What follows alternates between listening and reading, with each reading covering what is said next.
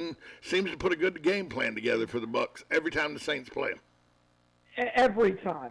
So, and Tom beat him in the playoffs, and that was that was obviously huge. So, not a good game by the Bucs. By the way, I really felt good about the Florida State Seminoles against Clemson, and they just couldn't pull it out. But I thought they played well.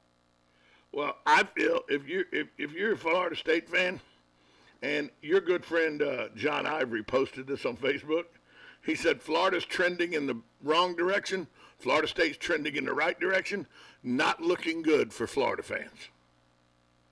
Well, and again, and I said this a couple of weeks ago, if Florida State beats Florida, Florida's looking for a new head coach. 100%.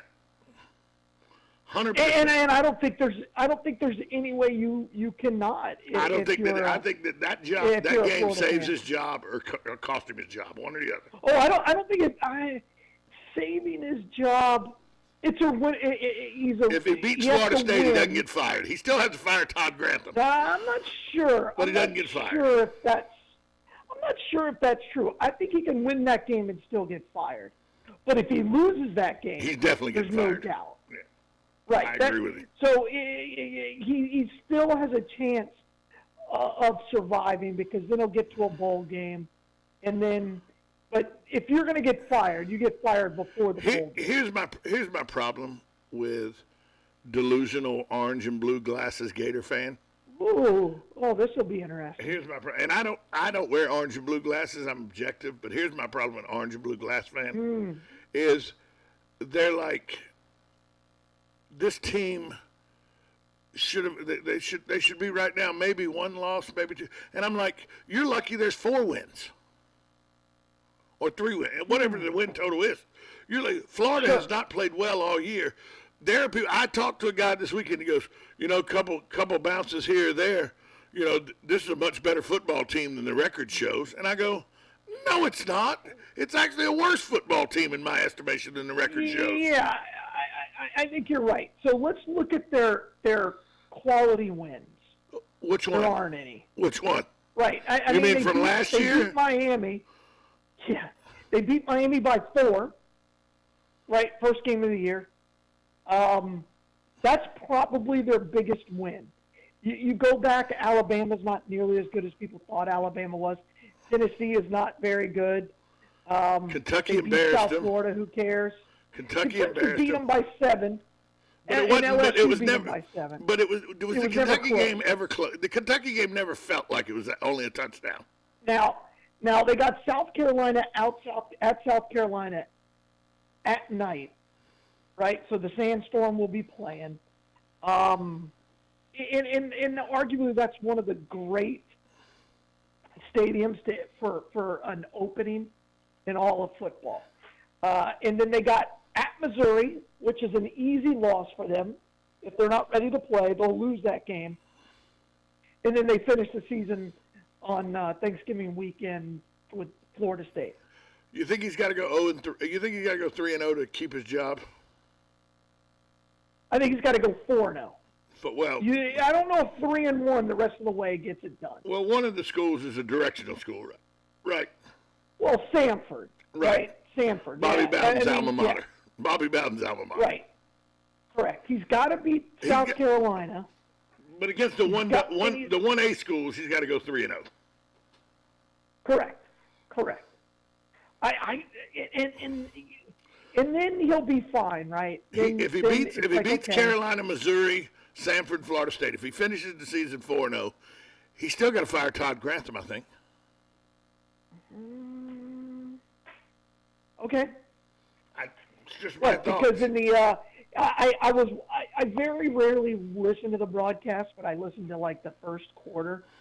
In that opening run, I thought it was funny. The color guy, I forgot his name, went out of my brain. He actually shares his opinion. Gary. Anyway, Gary Danielson. Gary Danielson. He shares his opinion. He goes, "Oh, look, Georgia's running the exact same play LSU ran over and over again, and Florida still hasn't figured out how to stop it." And I'm like, that's exactly the problem. That's what every Florida fan is saying. They were never, and again, without a quarterback, I was shocked, and I did learn this. I read this stat that the quarterback for Florida is the leading rusher. Yes.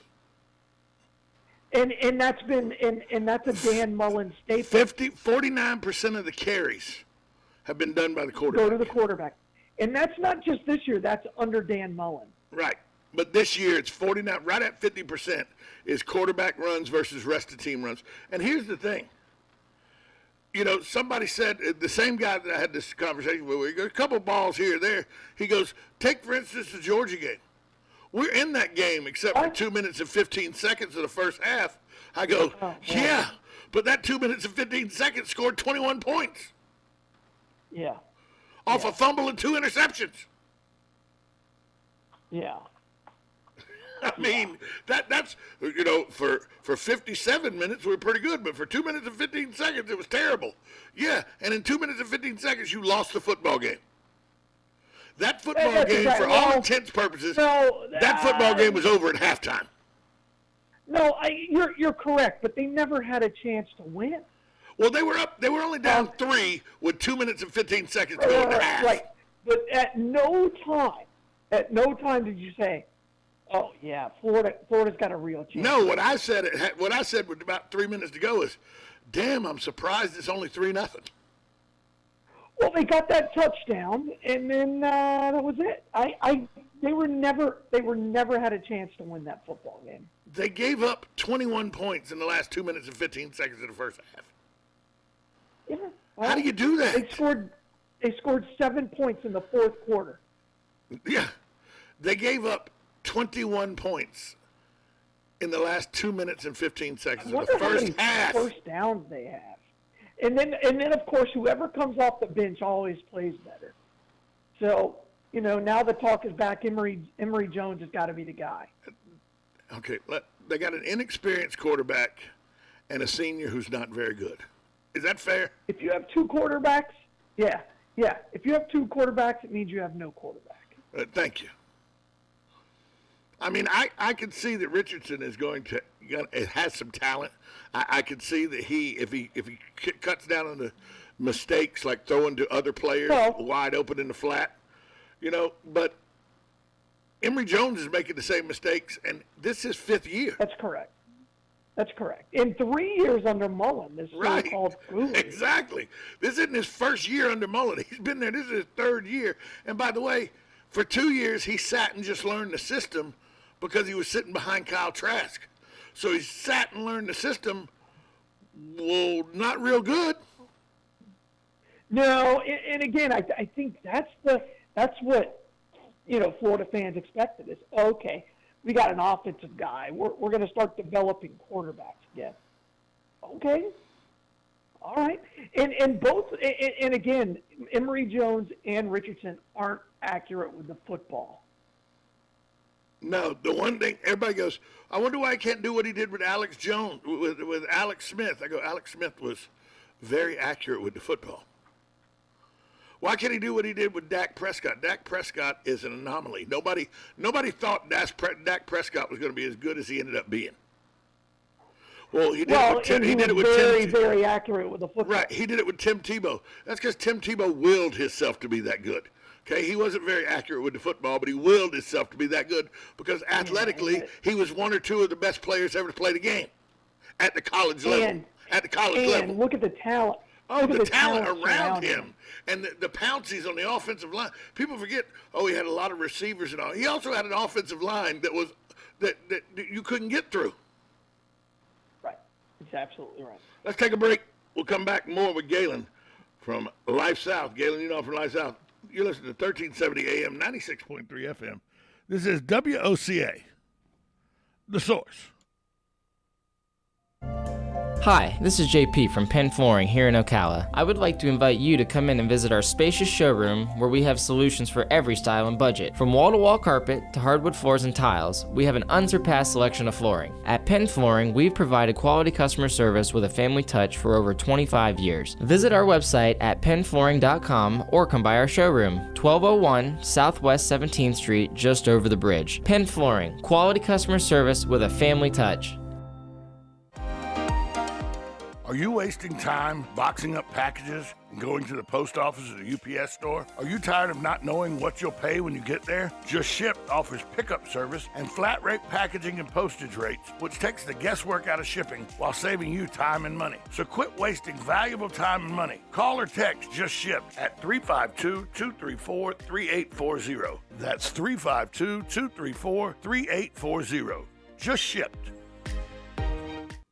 Are you or your loved one being released from a hospital and wondering how you'll manage? Inform your physician that you want to go to Palm Garden of Ocala at 2700 Southwest 34th Street for your rehabilitation. Palm Garden provides pain management, post-discharge follow-up, diabetic care, psychosocial support, and so much more. Plus, they even offer outpatient rehab. This award-winning care facility has a team of licensed professionals dedicated to enhancing your independence. Call 352-854-6262 today. You're having another great day and you have good taste tuning into WOCA The Source with Ocala Talks and Tom Schmitz. Well, 1 out of 2 isn't bad. Welcome back to Ocala Talks. Jack Galen, you know, for about 12 more minutes. Galen, let's switch gears for a minute because, the Gators aren't good. We'll just go with that. The Gators aren't good, and we'll live with that. But last night, the Braves in Game 5 of the World Series rolled out another bullpen game with a bullpen that's really been stellar all year. Grand slam in the first inning, and I remember my phone blew up and people went, up, game's over, and I'm thinking, have you not paid attention what is going on? Do you not know that the best offensive ball club in the major leagues is the Houston Astros? And not getting rattled, they just picked away, came back, won that ball game. Now they go back to Minute Maid Field in Houston for 2. I feel like the New York Yankees when the Boston Red Sox were down 3-0. I really feel like that this World Series is in jeopardy now, and that Houston is in the driver's seat. Am I just being a bad Braves fan, or is that probably a pretty accurate feeling?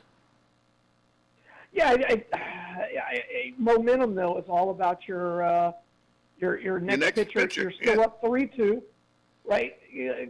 And again, Carlos Correa is pretty good. Yeah, and he hadn't been able to hit he hadn't been able to hit all series, and then all of a sudden last night he found his stroke. 3 for 5. Yeah. Right, and then that and by the way, they were 3 giant hits. Huge hits. So, if you're a Braves fan, again, you've got – and by the way, and we talked about it on Friday, that start, and I forgot who it was. He went 5 hitless. Right. Is exactly what the Braves needed. That's pitcher. And Wright was the pitcher. That's correct. And so, they won that game 2-0, and I'm like, wow, that is the kind of ball game – when you win it, you can win a World Series. They rolled out a guy last night. The guy they rolled out last night hadn't pitched since June. The last time he was on the bump for the Braves was in June. But you kind of knew this was coming with the injury. Well, yeah, of course you did. When Charlie Morton broke his leg, you knew this was going to happen. Right. So what did you really expect out of this game? I think Freddie Freeman's bomb when he hit that, it was 5. Wasn't it 5-0? 5-4. What was it? They had tied it up 4-4, and then Freeman hits the bomb and go 5-4. That's right. And I'm like, okay, here we go. And then the Braves pitching just couldn't contain it. And then again, once that 5th inning was over, I went to bed. It was done. There was no overcoming that. And you know what I had to do as a Braves fan? You know what I had to do? They're down by 2. Then they're down by 4 with 3 innings to go. and I'm like, I should go to bed. I know I'll be tired in the You morning. I can't. need to go to You bed. can't. And I can't because if the can't. Braves make an epic comeback and I miss it and they win the World Series, then I'm just an can't. idiot the rest of my life. Correct. So I You had to can't stay up stay- and watch that all the way correct. through the last out. And I was like, from the seventh inning on, I knew Atlanta couldn't come back and win, but I had to watch it just in case. Well, that's correct. That's being a fan. Who goes Like, to that bed is on the the essence Who of goes being- to bed on a closeout game of the World Series when your team could come back and win? You can't. Rays fans. You Rays can't. fans. Rays fans, yeah. Well, you're entirely correct. They don't show up to the stadium. Why the hell would they watch the game on TV too? Correct. That's correct. But you Well, understand, if it had been the that's a Red real Sox in that situation, absolutely. if it had been the Red Sox in that situation, you'd be yawning this morning. That's correct. That 2-0 game, I don't think it got over until like 3 o'clock. It was 117. And I remember going at like 11. I'm like, I'm going to bed, and then I was like, these are the kind of moments you're No, glad. 12-17. Excuse me, not 117. 12-17. Well, it was late. It was late. It was like in the fifth inning at 11 o'clock. It was a 4-hour and 17-minute game. And it was a slog. It was a boring game. It really was. It really was a boring baseball game. Again, I'm really curious to see how the Braves respond. They got a night. They travel. Weather will be better in Houston. It'll be a lot warmer, which is a factor. So let's see how it shakes out. This weekend on Friday, the Bowles Bulldogs went down to the Buchholz football program. Buchholz then moved into the Florida Times Union #1 in the power poll for the Florida Times Union of the schools from Jacksonville all the way to Marion County. Vanguard, 3rd on that list. Hawthorne, 9th on that list. 3 schools from our area are in the top 10 of the most powerful schools, football programs in the Northeast Florida area. Do all 3 of these teams have legit chances to go deep into playoffs? Well, they're in 3 different districts, which helps. I think they do. When you look at and it all depends on how the matchups go, but I think Vanguard will be in the regional finals again. I think they'll end up being the 1 seed in their district. Buchholz has arguably the best wide receiver to ever play at Buchholz. Trent Whittemore would tell you different, the Florida wide receiver. Well, The first recipient of the Scott Brantley High School Player of the Year award, given by the Ocala Touchdown Club. I'll disagree with him. I appreciate the sentiment, but it's not there. Let's see. I'm curious as to see who Buchholz matches up with. Just because you beat Forest by 75 points doesn't mean much, right? It just doesn't. No, it doesn't. It doesn't.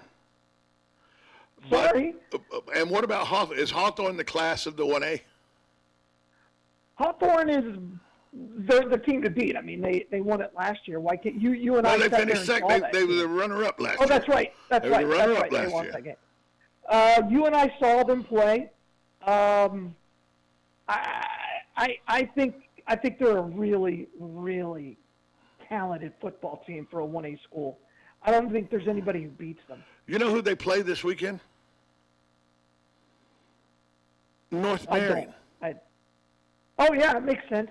It's hard for them to play anybody. North that's Marion, who obviously just in their clinched a berth to the playoffs. Right. Yeah, and that's a good test for North Marion. That'll be a fun game. I think Hawthorne's better, but Greg Carr's got his boys playing. That team plays hard. That's a game you just want to go sit in the stands. Really hard. That's one of those games I just like to go sit in the stands and watch. Well, it'll be a physical football game. I guarantee you that. And CI's going to have his boys. You're not wrong. CI's going to have his boys ready to play. The Hawthorne is not going to correct. come unprepared. That's absolutely correct. Looks like a good football season. Fix it up now. Vanguard, because of their victory over Bellevue, Vanguard will be the 1 seed in that district, Bellevue the 2 seed, so they won't play each other in the first round of the playoffs. If Bellevue wins their first round of the playoffs and Vanguard wins theirs, they'll play in the second round of the playoffs. But I don't really see that game, if that happens, coming out any different than the first time did. No, you're correct. I'm sorry, you can't dial up, and unless they're going to go out and recruit 10 new guys, that's the same result. But is this, no matter what, and I know, scheduling and some of the teams he played and all, but no matter what, is this exactly the type of season that Brady Ackerman needed and wanted at Bellevue for his first season? Yeah, it is. It is. I me's got a bunch of seniors. He's graduating a lot. Year. He is graduating a lot. Yeah, he's got a lot of seniors on that football team. I'm curious as to see how it all shakes out. I really am, because I think this offseason will be good. He is a guy who believes on 7-on-7. That's where you get better as a football team. You look at the programs that don't have a 7-on-7 team, and then you compare it to the teams that do. The teams that do win, bottom line. Their wide receivers, their running backs, and their quarterbacks, which is most important, are far better than those that don't. And that comes to sheer coaching want to. I love 7-on-7, but I was slow and a white guy that played middle linebacker, so I would still, even if 7-on-7 was popular when I was in high school, I would still throw the shot and discus. I would not play 7-on-7. Well, but you got to remember, 7-on-7 is all during the summer. Right, but I would still, right? Never play it. You just don't stop. I would still never play it. And again, if you're going to be an elite football team, you have to play it. Oh, you have to play it. And guess what? The teams you mentioned that are all amongst the best, right? The Buchholz, the Hawthorne, 7-on-7, the Buchholz, and Vanguard. They all play 7-on-7. Amongst the best 7-on-7 in the country. They go all over the country to play, and that shows. And that absolutely shows. It looks like it's going to shape up to be a wonderful playoff season. Marion County and surrounding areas will be very well represented. And once again, I think Vanguard has a legitimate shot to make the Final Four. And if Edwin Farmer can finally put it all together, they actually have the talent to maybe play for the state championship. They always have the talent. It's about the matchup. 100%. And this game will be at home because they'll be the number 1 seed. I don't think they're going to lose the 1 seed. Hey, so Galen, will they play Riverview here, or will they play Maitland? That'll be the question. That's the question. Galen, where's the Bloodmobile today? Got about 10 seconds. Hey, today we're on top of the world here for the first day of November. So come out and join us there. But as always, right there on the boulevard, 1607 East Silver Springs Boulevard. Give blood. Galen, talk to you tomorrow. Bye, all. Galen from Life South. He joins us every day, to you about the good folks at Penn Flooring, just shipped, and Palm Garden Health Rehabilitation Center. We'll be right back after this timeout. Broadcasting from the Ocala International Airport, this is WOCA AM, W242CA FM, Ocala, 1370 AM, 96.3 FM, The Source. USA Radio News with Lance Pry. American Airlines canceled another 634 flights on Sunday, more than 12% of its total operations for the day. The airline has now canceled more than 1,500 flights since Friday as it deals with weather issues and staffing shortages that started last week.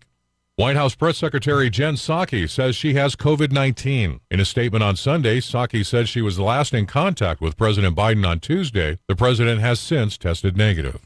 Southwest Airlines said Sunday it's conducting an internal investigation after one of its pilots used the phrase, "Let's go Brandon," during the pilot's greeting to passengers last week. The phrase took off after an October 2nd incident at a NASCAR race in Alabama won